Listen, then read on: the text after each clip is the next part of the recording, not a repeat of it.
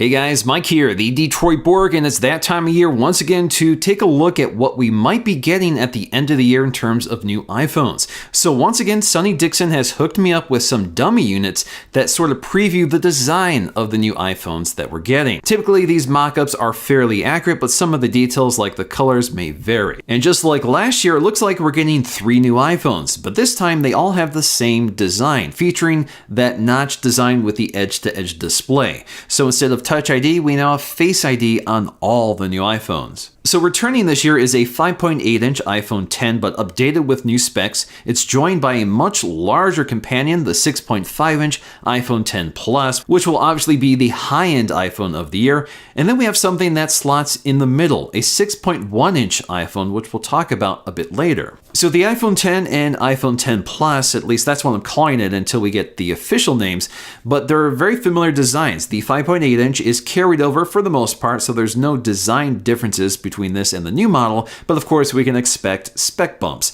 The 6.5-inch is basically a scaled up version of that phone, so the design is pretty familiar. It's all stainless steel. We have an OLED display wrapped around in glass on the back and front, and all the buttons and ports and SIM card, speaker grills, the lightning port, all of it is in the same location. Now there might be one slight tweak here, and that's a slightly thinner bezel. Now the notches are the same size on all of the phones, and of course with the larger Plus design there's quite a bit more room on either side of the notch, so it looks much smaller and more proportional on the larger phones. Just like other Plus models, if you take a look at the bottom edge, you can see that we have more speaker outlets for the iPhone X Plus, so we should get more powerful speakers with this larger body.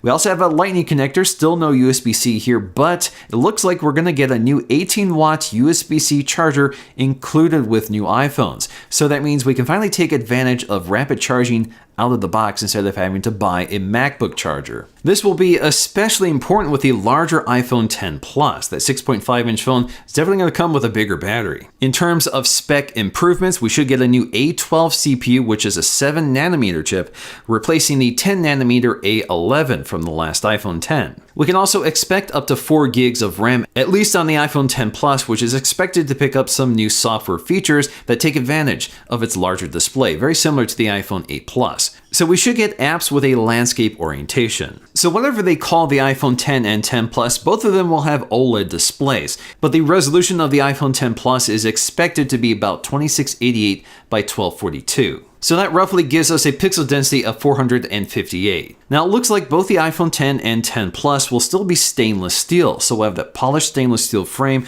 likely available in silver and space gray, but we might get another color option such as gold. If you remember, when the iPhone X launched, we were expecting a gold version which didn't materialize, so that might finally show up for 2018. Now maybe the most interesting new phone for 2018 isn't the most expensive. It's the 6.1-inch, which slots right between the iPhone X and X Plus. Right now, many people are calling this the iPhone 9, which makes some sense. It kind of looks like a successor to the iPhone 8 and 8 Plus. The screen is actually larger overall than the iPhone 8 Plus, but the footprint is still smaller. This phone is expected to be cheaper for a number of reasons. The obvious one in this case is you can see that instead of a dual camera setup, we have a single camera setup. But what's not obvious with this dummy is that it's also made of aluminum instead of stainless steel, which should give it more color flexibility, so you can get more vibrant colors like you can with the iPhone 8 and 8 Plus. But we still have that glass back design with wireless charging, and we also get Face ID instead of Touch ID like the iPhone 8 or 8 Plus. But the big differentiator with the 6.1-inch is the display technology.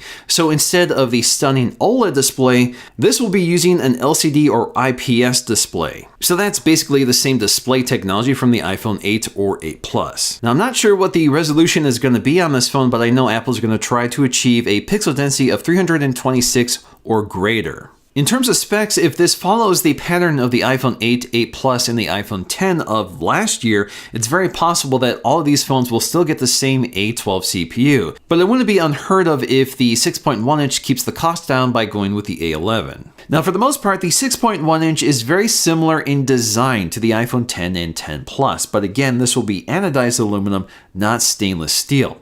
But one thing that stands out right away is that the design is quite a bit thicker than the iPhone X and X 10 Plus. It's also thicker than the iPhone 8 or 8 Plus. If you compare them side by side, it's quite noticeable. This could be for a few reasons. This phone is quite large, so if it's aluminum, they need a fairly large frame to make sure it's strong enough to avoid bending. It also needs a fairly large battery for this large display. There's one other difference here, and that's the location of the SIM tray.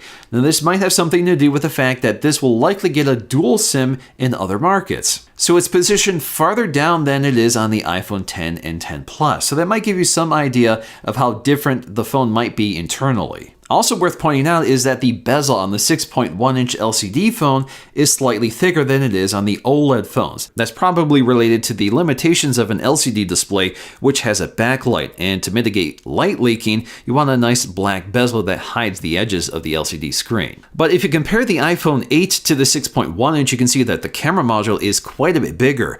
Now, this could mean that there wasn't a lot of room for the camera module on this sort of edgeless screen design, so the camera module on the back is just larger to make room for all the hardware that the camera needs that would otherwise have more room thanks to the larger bezels on the older design. But it could also mean we have some new camera technology in here that needs that wider aperture. Now, if you want to get an idea of how big the iPhone 10 Plus will be, just pick up an iPhone 8 Plus. It's identical in terms of its dimension. The only difference is the entire front of the phone is a display, with the exception of a notch which looks especially small on a phone of this size. So after using the 5.8-inch iPhone 10, the 6.5-inch feels gigantic, but again, it's basically the same size as the iPhone 8 Plus, which I had used for years before. And I've always felt that the iPhone 10 was way too small, so I'm glad to see we finally got the larger phone, which I think should have arrived last year. But what's going to be interesting to see is how they price the 6.1-inch and how it relates to the OLED phones. So is the 6.1-inch going to be cheaper than the 5.8-inch? If it is,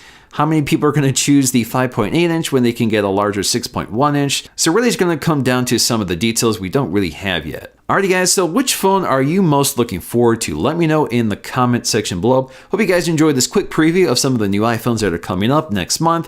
If you guys enjoyed this video, please let me know with a like, and I'll see you again in my next video.